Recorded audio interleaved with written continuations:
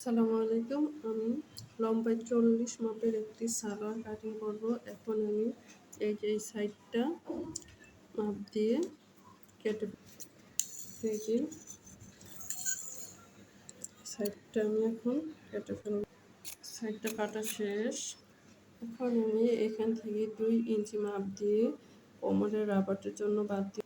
এখন আমি এখানে একটা মার্ক করে নেব 2 ইঞ্চি দাগ দিয়ে। 16 ইঞ্চি হিপের জন্য একটা মার্ক করে নেব। 16 ইঞ্চি হিপের জন্য আমি একটা মার্ক করে নেব। আমি সালোয়ারের নিচটা 9 ইঞ্চি গেট দেব।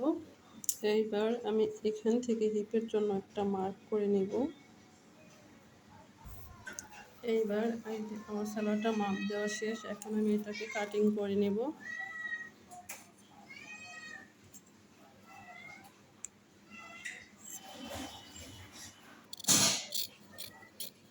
সালোয়ারটা মাপ দিয়ে শেষ।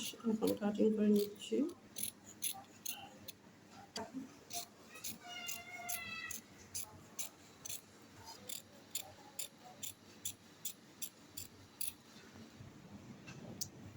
আমার সালোয়ারটা কাটিং করা শেষ। এখন আমি একটা জামা কাটিং করব। এখান থেকে যে গলা আর ঘাড়ের জন্য আমি 7 ইঞ্চি নিয়ে নিই। বগল থেকে হিপ পর্যন্ত আমি এখানে 14 ইঞ্চিতে একটা দাগ দিয়ে দিলাম। এবার আমি এই দাগটি মিলিয়ে নেব।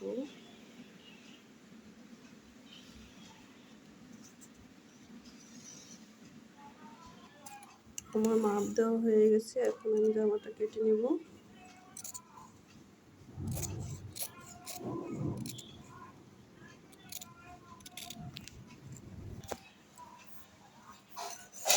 যে আমার জামাটা প্রায় কাটা শেষ। কাটা শেষ। এই যে আমার জামা কাটা শেষ। হাতাটা কেটে নিলাম। যেহেতু কাপড় অল্প, এই জন্য হাতাটা আমার এখান থেকে জোড়া দিতে হবে। ফাইনালি আমার জামাটা কাটা হয়ে গেল। কাপড় যেহেতু কম, সেই জন্য আমার হাতাটায় জোড়া দিতে হবে। ফাইনালি আমার জামাটা কাটা হয়ে গেল।